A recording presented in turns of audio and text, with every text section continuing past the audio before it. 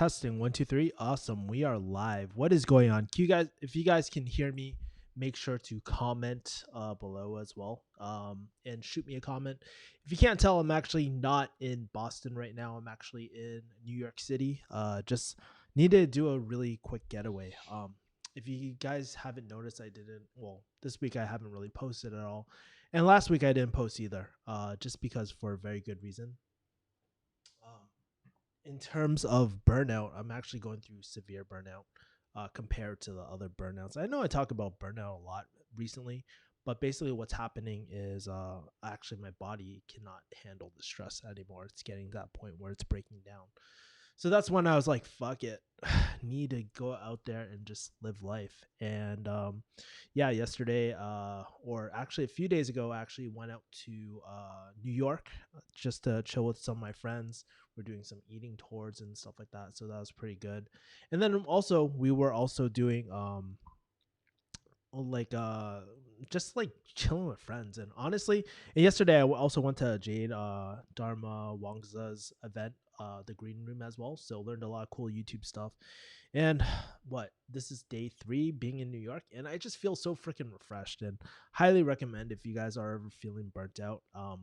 It's really a great investment to just get out of the city for a little bit, just go somewhere different, change your environment, and just live. I think that's one of the biggest things I've kind of learned is that, you know, it's important to just live life and stuff, because we only have so, as cliche as that shit sounds, it's so important to just like really get back to yourself. And honestly, these last few months I've been hustling hard. I lost one of my major clients as well, so that's what's happening on my end. So anyways, we let's tune into comments really quick.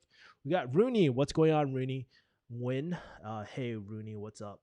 How is NYC? Says Corbell. Oh, well, Corbell, I'm actually still in NYC at the moment, still chilling out here. It's actually, I love it so far, and so it's been a really good trip. And just kind of recalibrating, refocusing, just taking a major break before hitting it hard. And I'm going to schedule out probably another vacation relatively soon, just because it makes me feel really good. And for the longest time, I've just been ignoring just feeling fucking good, man. I think that's the key to burnout and all that. Nicholas Henning says, yes, sir. Hey, Kevin, what's up?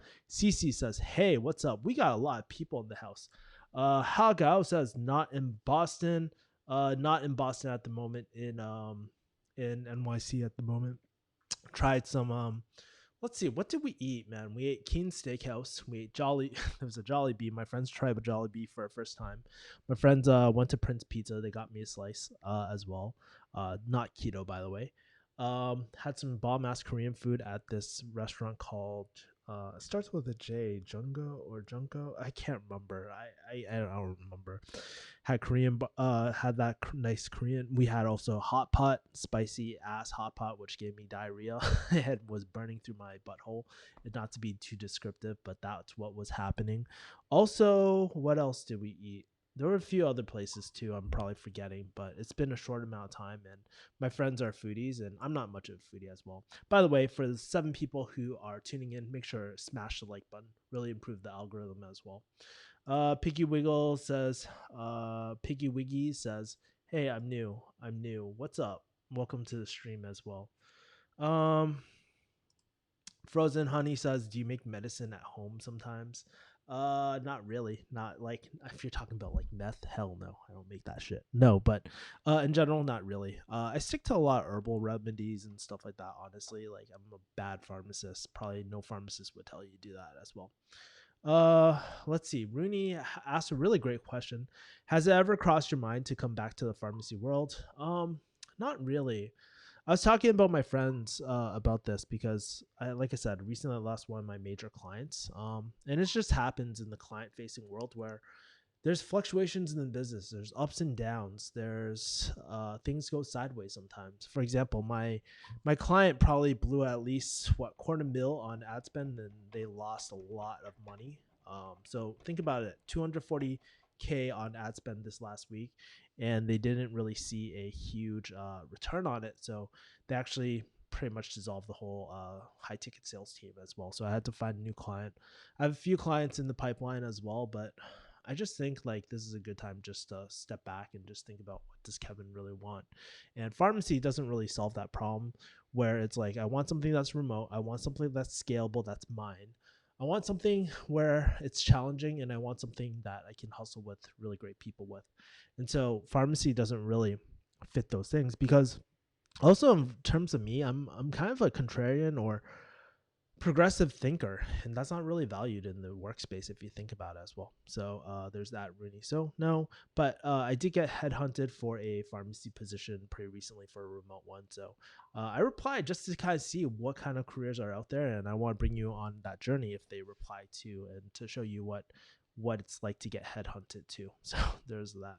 Hot pot without spice isn't worth it. Yeah, dude. So literally, I was walking back home, and I was like, damn it, I like, you feel that moment in your bowels where you're just like, and you're just like, oh crap, this shit is about to go, literally shit is about to go down. I literally ran, like I didn't run, but I was clenching really tough, really fast, and I was just like focus, focus, focus. And you know, there's that spicy stuff, so it's pretty crazy. uh was wondering your thoughts on GoodRx as a X farm. GoodRx and a lot of these discount cards, they're essentially data mining, you guys. Nothing is free. No one gives cheaper medications. They're basically taking a lot of these companies, and obviously I got to do more research on this, but basically, from my understanding, from a high level, they take your information, they sell your data, and that's how you actually, and that's how they profit off of you as well. All right. So yeah. But I mean, for everyday consumers, if you don't mind that, then works out really well. I made some money on it, but I got out. Might get back in, and we got some likes, man. We got one dislike, bunch of up votes too. So really appreciate it. Um, let's see. Hello, Coben says, "Hello, Kevin. Do you use Cloud Lifter for your recording?" No, I don't. I actually use I did a video about the FET head. Go check that out, Coben. That should help you, but I don't use a Cloud Lifter because it's so bulky. In my opinion, Cloud Lifter might actually sound better. I actually have a preamp in my LA office, but since that's not very portable, I usually carry something like that. But even this mic right here, this is not my travel mic. I don't have my SM7B. That's at home as well. But I use a this one has nothing. It's just straight XLR to my Zoom H5 as well. If you're curious about YouTube setups, go search on Google Refugee Hustle. The best YouTube setup. I break down my full gear as well. So yes, yep. Uh, let's see. Hagao says I bought some good RX2 holding though, laugh my ass off. Yes. Oh, you're talking about, did it go public or something? I didn't even check, to be honest with you. Do you think we need to reform the YouTube algorithm? Says Nathan Leong.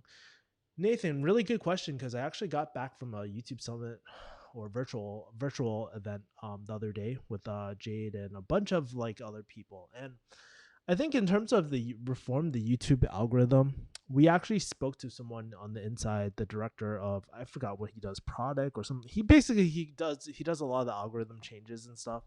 And one of the things that he talked and emphasized the most was really focusing on serving people, right? He was saying that things like tag, I mean, there's a lot of things that you hear like on YouTube, like, hey, the algorithm prefers this, the algorithm prefers that, but just making engaging real content that's not super clickbaity, because they went through different stages, right? Initially, YouTube was very clicks and clicks and what's that called? Clicks and views and stuff. That was early YouTube. And what happened was that there ended up being a lot of clickbait and all these misleading titles. So they had to change the algorithm again, where then they started prioritizing like average view duration or watch time, as we call it, right?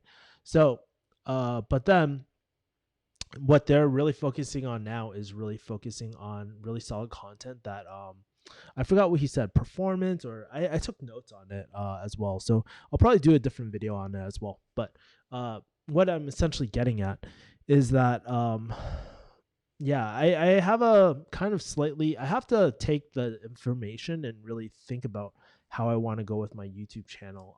Essentially what I'm doing this week is I shot a few videos, even though I'm in New York and stuff. And what I want to do is schedule some more videos out and thinking about how I can implement what I learned from the YouTube summit into my YouTube workflow as well. And I was talking to my editor about that earlier as well. Um, Let's see. Brad Smith says, one of the best dating coaches in the world, over 10K subs, and former RSD coach, made the admin of his free group. I had many offers turned them down. Any advice to add tons of value? I guess. Well, what's your real intent, Brad Smith? What do you want out of it? What are you trying to do in terms of adding value? See, the thing is, it's really easy to go in there and just assume that they have a particular problem. And if you nail it, really solid, guys, like really solid. If you can, like, if you're trying to build a relationship, but sometimes it's just as simple as shooting a genuine video to them and just catching their attention, just being yourself and just like, hey, like, I really appreciate your content. I would love to connect. I would love to just see like what you need help with and see if I can help in any way, right? And just starting the conversation off there rather than playing the mind reading game. It's really hard to play the mind reading game so many times as well. Frozen Honey says, have you saw any growth in your YouTube channel lately? So I'm at 12.2 K right now. It's growing organically. I mean, think about it. This last week or two, I haven't really posted. It keeps on growing, growing, growing. But I definitely know that there's more room for optimization in terms of growth. So definitely well aware of that as well. So that's why I went to Jade's event as well. By the way, for those 7 people who haven't, make sure to smash the like button. Would appreciate the love, homies. You can tell your farts are going to be hella smelly based on the temperature. Well, that's true if you eat a lot of hot food, my man. Az like says like who cares? Brad Smith says, can you make more videos about how to become a high ticket closer without without taking a high ticket program? I could do more content, and I probably will. But I'm actually creating a program myself eventually. It's going to be a paid program. I'm going to have like some tools too and stuff like that because I've learned a lot over the last few years, last 2 or 3 years actually. And it didn't. Here's the moment that really hit me that I knew quite a bit. I was really like I was introduced to a bunch of new clients and I was just kind of doing a little bit of consulting, just building up that relationship and stuff because I have a little more free time on my hands. I'm looking for a really solid client that I can really stick with in the future, right? And so what was really interesting was that I was able to be a part of the journey of taking a business from 7 to 8 figures as well. So I know all the processes that are required. I know how to build these processes out and also do it on the sales side too, as part of fulfillment as well. So, and how to do it in a non-pitchy way, because a lot of salespeople actually really suck in terms of organization, in terms of being organized. It's really, really, really tough as well. And if you guys haven't watched that video, make sure to watch that video. You can type in how to become a high ticket closer without taking a high ticket program. Um, it's a really comprehensive review, and I want to do more content, like really giving content out like that as well. So that will never end as well. But yeah, uh, I mean, do you think that the business model makes sense with where farm is going? Really interesting as well, Az, because me and my pharmacist friend, we were talking very recently, and we're just having a genuine conversation, and we're talking about local pharmacies, right? Because we're in Chinatown. She's really involved with Chinatown as well, and basically, what was happening with her is that there was a bunch of pharmacies doing a lot of illegal shit out there. Like they're basically giving cash for prescriptions, which is a no-no for Medicare and Medicaid. That is an absolute no-no. You're not supposed to do that to incentivize people to come over to your pharmacy with physical cash, right? So with the whole farm model, it's kind of Reimbursement, like I've said multiple times, it's not that great. There's so many clawbacks. There's like, there's so many DIR fees and all this sort of stuff. Reimbursement is not where it was a while ago. So based off based off the business model, I don't think it's a lot of very profitable for most people. Now, my friend Jenny, she did start up a specialty pharmacy. There are some pharmacies right now really interested in getting specialty medications as well, just because uh, your I guess your margin is as high, but the volume. So, for example, let me give an example, right? A very easy, this is not a realistic example, but it'll get my point across where essentially let's say if you, I don't know, you acquire a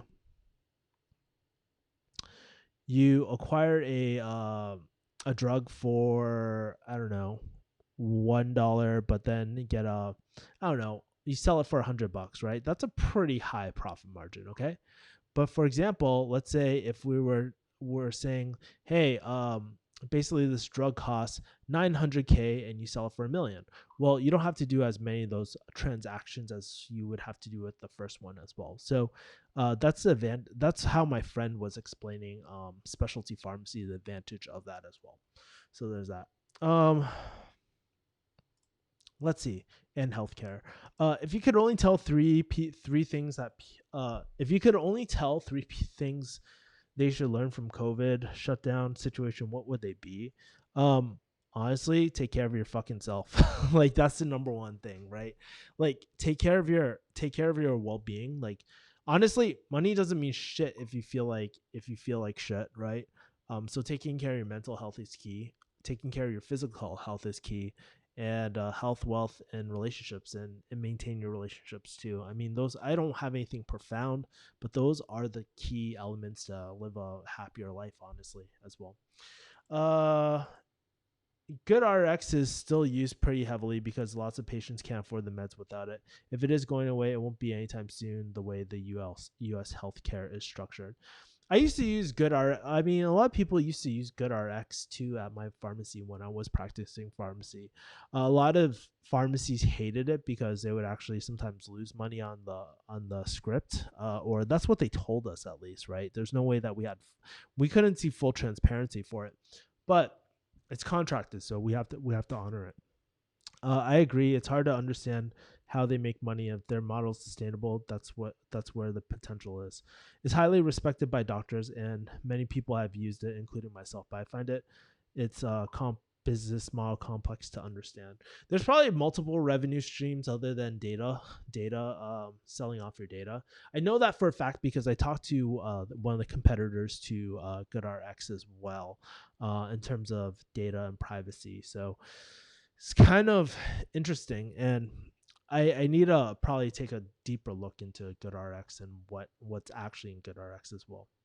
Can you describe your relationship with Dan Locke and Dan Pena? Objectively speaking, what are some good and bad personality traits of them? What are some common misconceptions that are wrong about them? Um, so, for first things first, I've never worked with Dan Locke or Dan Pena directly, right? Directly. For Dan Locke, I bought one of his programs. I reviewed it and I actually use it. I've used it to fully transition into high ticket closing as well. Um, and my relationship with Dan Pena, I just went to his castle. I was his mentee, or I went through his program. I decided I didn't really want to do mergers and acquisitions because M&A is hard and M&A is not for everyone. I feel like I have a lot to grow in terms of before diving into something like M&A if I really go through it, and it's a long process as well, but it's very important, especially when you're closing, because you can talk to rich people, you can speak the language because you understand the key words that drive the real business players as well. Some good and bad personality traits, I would say.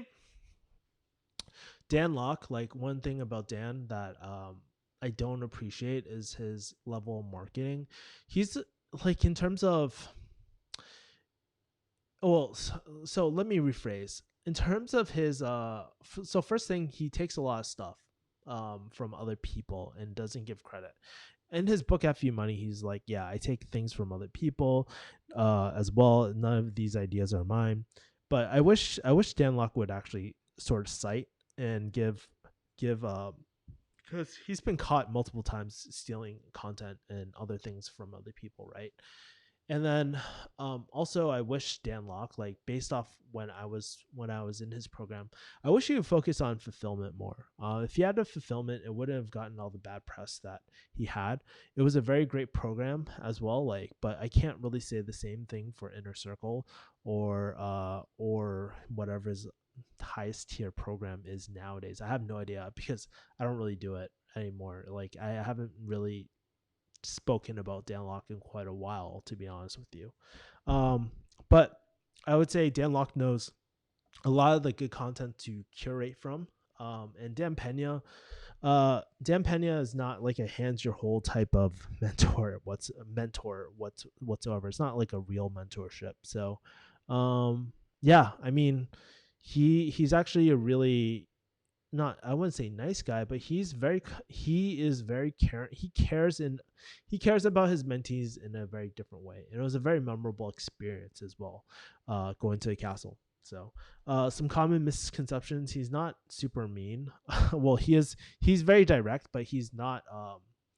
He amps it up for the camera as well. So, and Dan Locke, I don't think he's a bad person at the end of the day. It's just like, he had some products that didn't really complete, like didn't have the best fulfillment, and that's why I think he got his bad press from. By the way, for those 10 people who haven't already, make sure to smash the like button to spread this video, grow my channel. I would really help it, guys, so it can help me create better content as well. The dating coach question is completely true, but was also a flex. I don't care. It was a good flex and true flex. Have you gotten into the stock market game as a day trader? You think it'd be a good side hustle?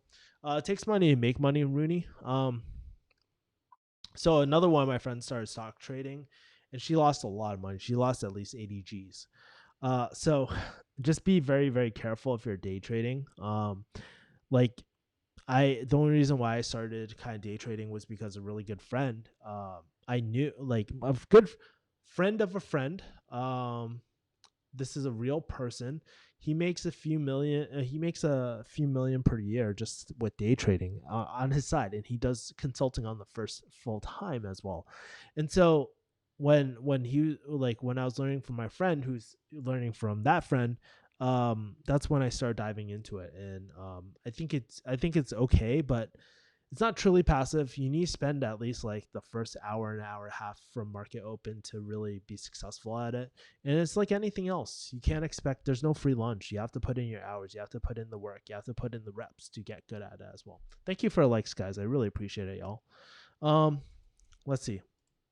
If you could give anyone in the world one specific person advice and they actually do it, who would you choose and what would the advice be? Really depends. If you want to ask a more specific question, Brad, that'd be great. But advice, I mean, I don't give unsolicited advice half the time, dude. Like people come up to me, ask me for advice if they want it, right? And I think that's a huge thing. I would like here's the advice for all you guys, right? Like don't give advice unless like you ask for permission or they're willing to hear advice. Like, hey, do you mind like asking a question? Hey, do you mind if I give you some feedback? Or are you open to some feedback? Or I've been thinking about this for a while. Are you open to hearing that? Then you have permission to do it. But until you get that permission, don't give advice. You don't need to, right? Unless you really care about someone, you can do it. But honestly, stay in your lane half the time. I think that's important. So I guess that's my advice. Um,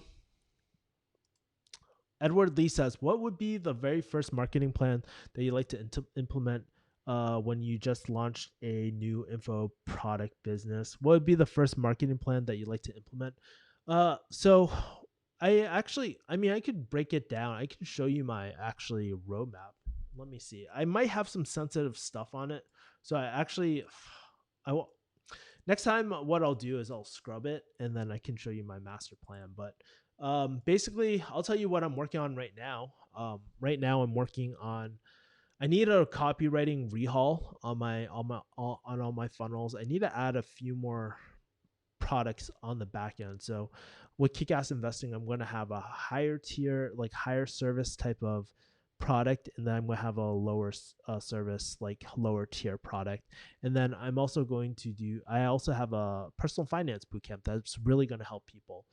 So I really want to eventually drive Facebook traffic to that as well. But I don't know how to do Facebook ads. I'm not like a Facebook whiz. I know a lot of people who do Facebook ads, but that's kind of like what's on the plan. Just finish up the funnel, finish up the profit product offerings for that funnel, and yeah, and just create and just fulfill. I just want to create kick-ass products where it makes it a no-brainer for people to buy and really betters their life. I think that's the thing. That back to a question that someone asked about what's one thing I wish that Dan Lok did or whatever. I would say like that's the one thing I wish he would fulfill and really care about his the people on the inside, and that's something I really do care about. I care about the people taking my program, and I want to make it the best experience in the world. I beta tested it before I relaunched it again as well, right? So there's that. Hagao says, from what I understand, they will cover a portion of the cost so the patient has a lower payment. However, they charge the pharmacy for the privilege of using GoodRx. So here's the thing too, Hagao. Like you're right. Essentially, what they're providing the pharmacy is lead generation, because guess what? Without you got to think of kind of like GoodRx as a traffic source going to the pharmacy. So it's lead generation. That's what they're doing. So yes, there is the whole selling your data, but there's also the whole lead generation, which they charge the pharmacy to. Hagao, I forgot. Yeah, you're right about that. It's just so interesting how the prices through GoodRx can be cheaper through insurance. I've experienced it like myself. Like, what the fuck is going on? Laugh my ass off. It is true.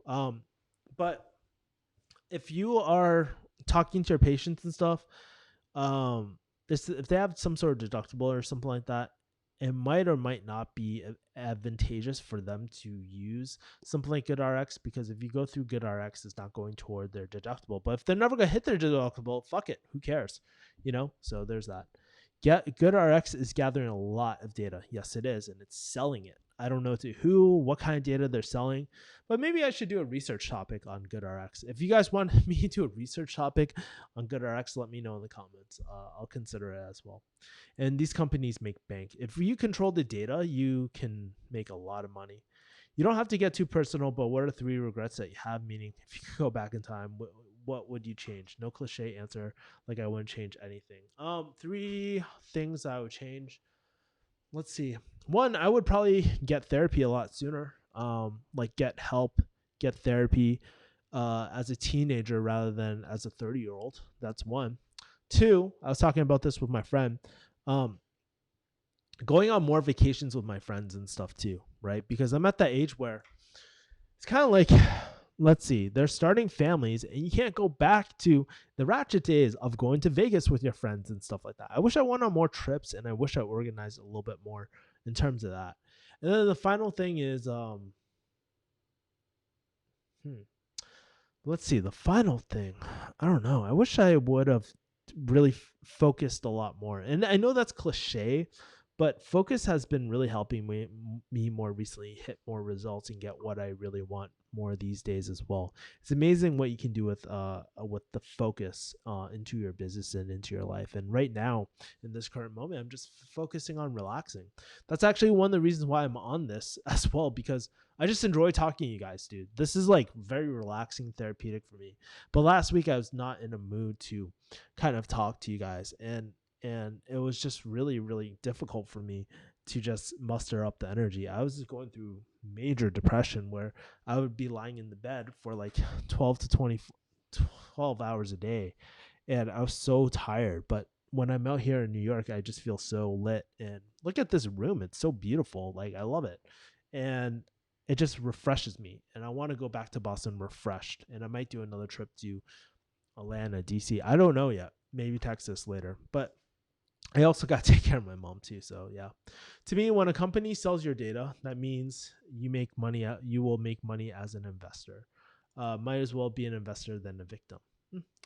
GoodRx is pretty much making the pharmacy take the brunt of the lower costs that the patient is paying. Pharmacies accept GoodRx to keep the customer loyalty. Billing GoodRx heavily cuts into RX profits. Yes, that is right. And here's the thing with GoodRx, like, if it cuts into profits, man, like I don't see how pharmacy can be sustainable in the long term, because I know people can reuse GoodRx, and obviously contract prices change all the time, right? So there's that. But I mean, we've easily lost a lot of money through GoodRx too, as a pharmacy. It's just unsustainable, and that's the thing, right? When you have heavily discounted programs like that as well, like it, it's not good for the pharmacy. It's not good for anyone, because it puts more stress. Long term, it'll put more stress on the pharmacist and all that. But I guess what they're trying to do is probably some sort of lead gen or something like that as well. But you gotta ask yourself, are good RX patients the type of patients I want to serve? I don't know. It could be yes, it could be no. Who knows, right? Lemon Doug says, "Miss you last week. Hope you're okay." Thank you, Lemon Doug. Really appreciate it. Yeah, I was just going through major burnout. And for the 7 people who haven't already, make sure to smash the like button. Make sure to subscribe, and make sure to catch some of my videos after the stream is done too. I would really appreciate it, y'all. I have a bunch of pharmacy videos, bunch of high ticket sales videos as well. Whatever you're into, I'm going to be creating more content as well. I lost 80 G's in the market, laughed my ass off. Can I ask how she invested her money? I don't know her exact holdings and stuff like that too, or what she did in terms of her positions, but yeah, it's I don't really know. She's just starting to day trade, but she was a pharmacist too. One of my friends. Thoughts on people leaving California? No thoughts. I mean, high taxes, lots of traffic, quality of living isn't as great as before. So I'm not surprised why people left California. I love California, but I'm currently not in California right now, but I plan on going back as well. But I mean, if it wasn't for jujitsu, I'd probably consider leaving as well. Rooney says, I'm really into I'm really into cars. So I'm always interested in what people drive. What is your current whip? So my current car is a Ford Fusion SE hybrid, 2013. I've had it since I was a pharmacist. But in terms of my mom's car that I drive out in Boston area, what is that? Honda Accord, like hybrid or some shit like that. I mean, I'm a pretty simple guy. I don't really like fancy cars, which is really good for me, I guess, right? In terms of that. So there's that. Rooney, what kind of whip do you drive and whatnot as well? Jesse Vo says, I watched your videos on why not to do pharmacy. Now after hold on, let's take a look at this. I watched your videos on why not to do pharmacy. Now after watching them, I decided to pursue to be a nurse anesthetist. What are pros and cons of becoming a nurse anesthetist? I don't really know, Jesse. I mean, I can try to interview some of my friends. I don't know any friends. I can't think of anyone who actually went through it quite yet. But I know high pay. There's also high liability too. I mean, there's that, but high pay. A lot of them have really great hours. My friend's mom is actually a nurse and anesthetist as well. So, yeah. I appreciate you in the live stream. Gotta hop off now. You've always been a very good person, very sincere person. If you ever need anything, let me know. Have a good night, brother. Appreciate you, my man. What keeps you motivated? Says Lemon Doug. Holy crap. What does keep me motivated? Honestly, I've just always had. So this is a very interesting question, because I actually talked about it with my therapist, right? And so there's a few things that motivate me. One, money does not motivate me. I'll tell you that. Money is not a huge motivator for me. It's just I just need to make enough to survive, and that's it, right? But I will tell you this. There's this internal part where, although I want to give like the selfless answer, like service and all that, which is true, there's a part of me that always wants to serve, right? It's why I try to show up and stuff as much as I can. And I just love helping people in general, right? I'm a very people oriented person. If you've followed me for a while, you guys know this, right? I love working with people. I love talking to people. I could talk freaking forever. But the truth is too, there's this side where there's also the side of my Asian father, right? Like trying to level up. And if you're Asian too, you might relate to this, where it's just like you want to prove your father wrong, or you want to prove your parents wrong, and you want to keep on pushing the envelope. And maybe there's a bit of small like Kevin Yee in here who is like, I don't know, 7 years old, and wants to do the best so he can impress his father, you know. So I think that's kind of like the deeper thing behind it. But you know, I'm trying to transition into focusing onto service, helping people as well, creating impact. I know that sounds very corny, but here you guys want to know the honest truth. Here's the thoughts I've been really having recently. We're all gonna die someday. Nothing you do will fucking matter. I know this sounds very bleak, guys. Hear me out though. Nothing that you do could possibly matter. But but so you can't fuck it up. You can't fuck up this life. There's no way that you can screw things up because nothing really matters. But the one thing that does matter to me, and I truly believe in this, is that we have a next generation, right? We have the next generation that can make the world a better place. And and really inspiring and passing down knowledge. And I think one of the things that we're lacking, especially in this day in 2020, is one, authenticity, like people just being real, having real conversations like we're having right now, right? Second thing is also like leaders too, like the next generation of leaders, of strong role models. We don't really have that as well. Um, let's see. So yeah, that's kind of like my long answer short. An Asian not driving a Toyota or Honda. I know, mind blown. Psh, I drive a Ford. Jose says Trump or Biden. Oh my god, I have to say though, the Democrats really screwed up. Like in my opinion, I don't really like Biden that much. Uh, and I know people have their qualms against Trump, so neither are I really ideal, to be honest with you. But honestly, I could felt like the Democrats could have. I'm an independent, by the way, and I always felt like I felt like the Democrats could have chose stronger candidates as well, right? But who knows? You know, like who knows? I don't know. I'm gonna consider it when it comes closer time to vote as well. Um, Nakia says, should everyone get a therapist? I don't. Well, I don't think everyone should get a therapist. I think you should go. Like, I think it really helps, right? If you're feeling like really shitty, like for a long time, it helps having a therapist because they can identify maybe what's wrong just by talking. But it's slow, it's long, it's not sexy, guys. For me, I got a therapist for very specific reasons. I just don't feel confident within myself, and a lot of it goes back to my childhood and stuff, and I'm trying to reprogram that part of my life. Simple as that. And it affects everything from my relationship life to my business life to everything as well. So that is, I think if you go for a therapist, you should go for a specific reason. Also, the reason why I'm going is because I haven't been able to, like, just to get a little personal with y'all, in my personal relationship life, I haven't been able to commit, you know, and there's this real big fear of committing to a relationship, which honestly I've been avoiding for a really, really long time. I talked about it in my therapist video. You should go check it out. But in terms of that's why I'm seeing a therapist at the moment, because I wanted to, right? And I needed to bridge that gap, and I'm just doing everything that I can to take responsibility now. Like I didn't have the opportunity when I was a lot younger. And when I was a pharmacist, I didn't really think about it, take it seriously, or like I didn't really have the time to think about it. But now that I have a lot more time, I know I need to fix my shit, and no one else is going to fix it for me. I have to fix it. So that's why I'm seeing a therapist. Uh, Lick says, "Are you watching anime or slash manga?" Not really. I'm not watching manga at the moment or anime. I quit that very long time ago as well. We're gonna start wrapping up, guys. So because my voice is getting tired, and we need to we're going to need to I gotta get up in the morning as well.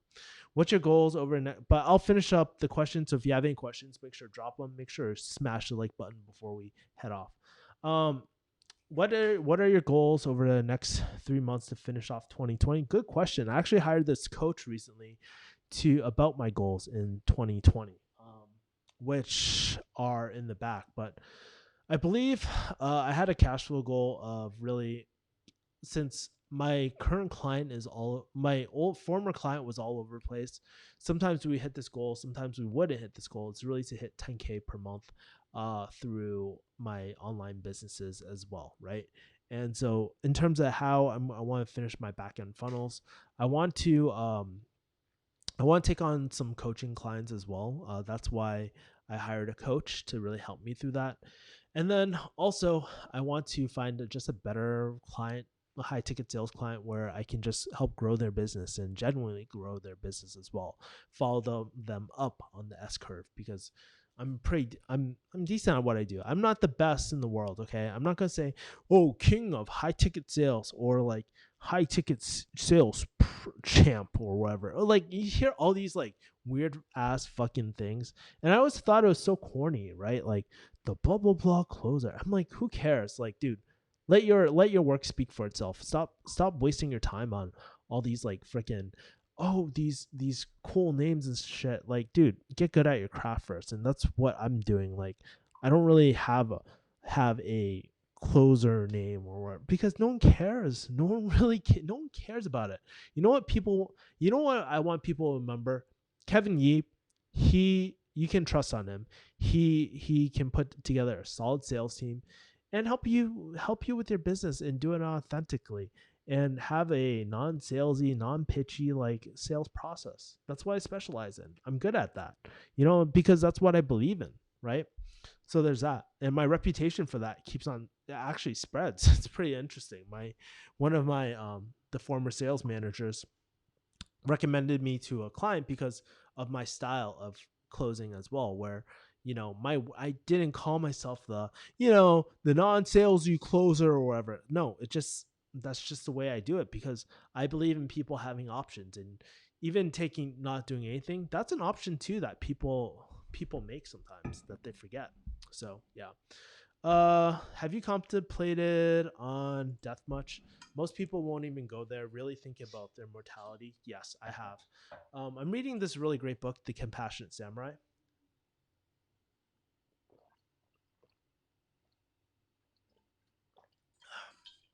Sorry, I had to take a swig. My voice is dying.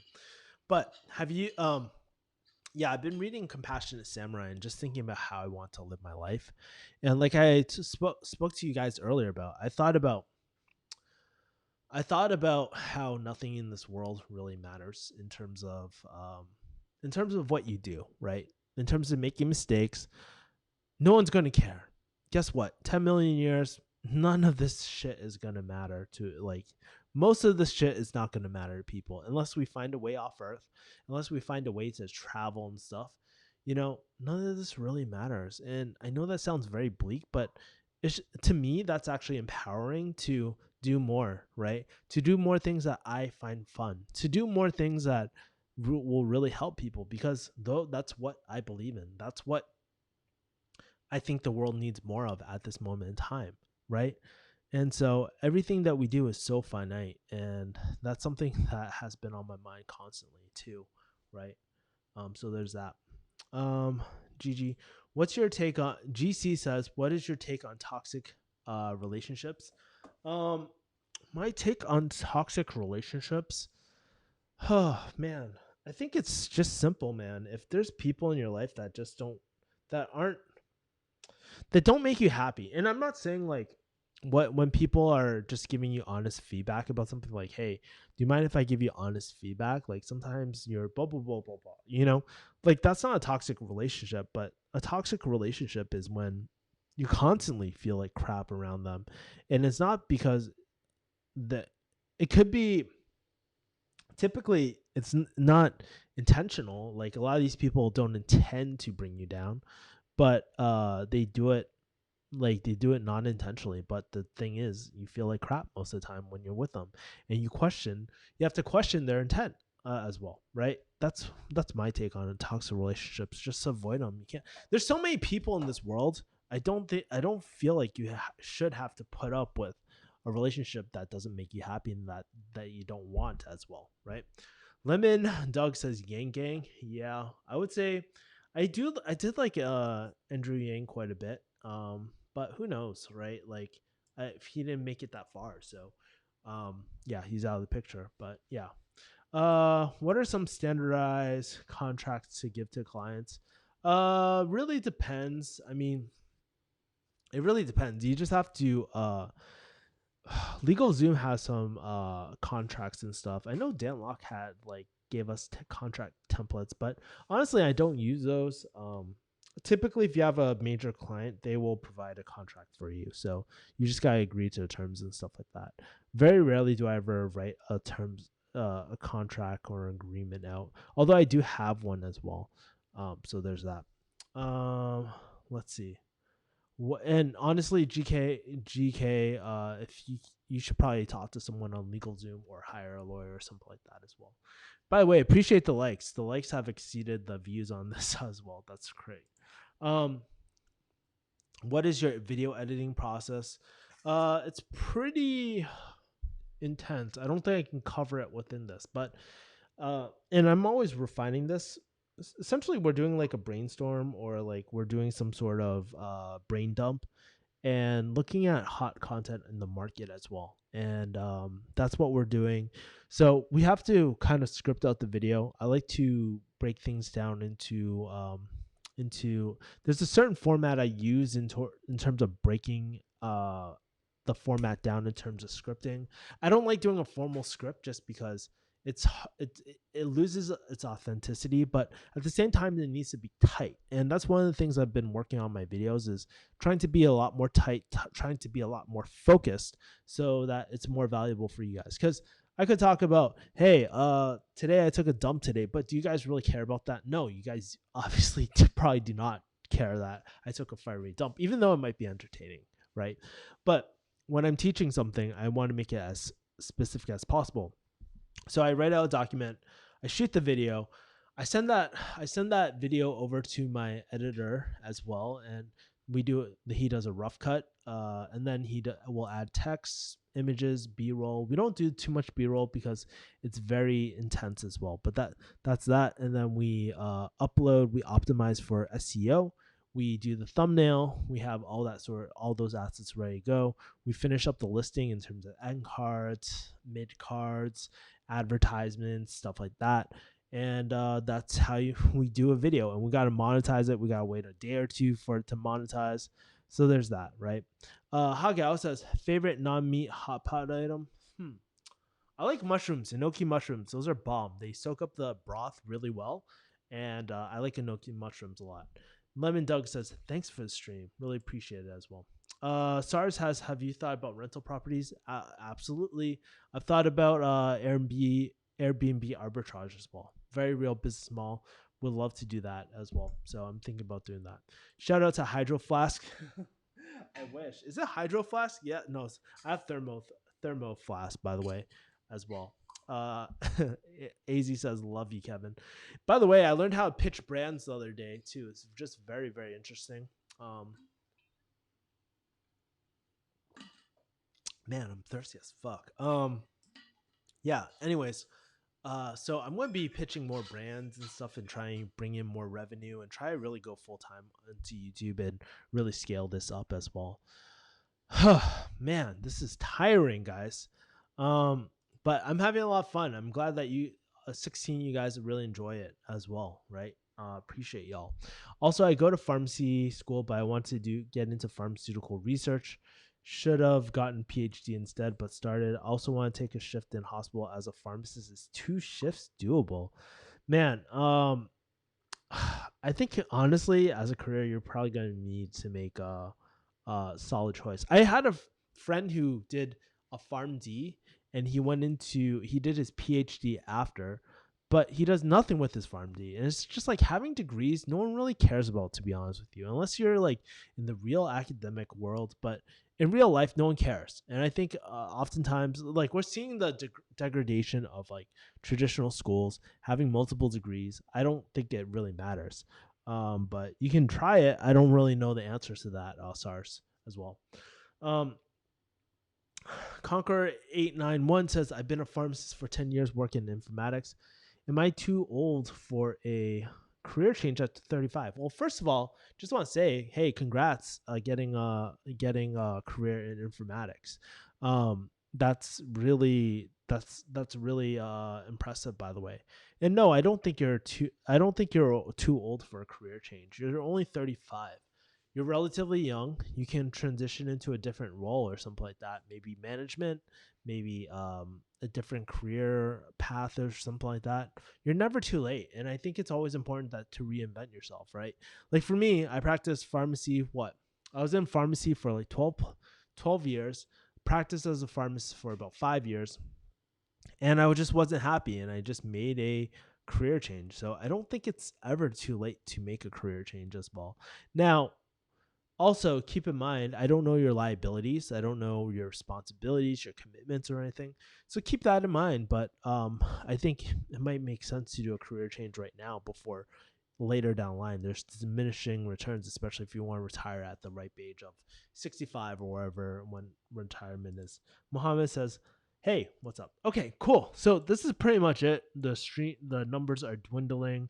I am getting tired. I gotta go to sleep. I got this king size bed that I want to sleep on, guys.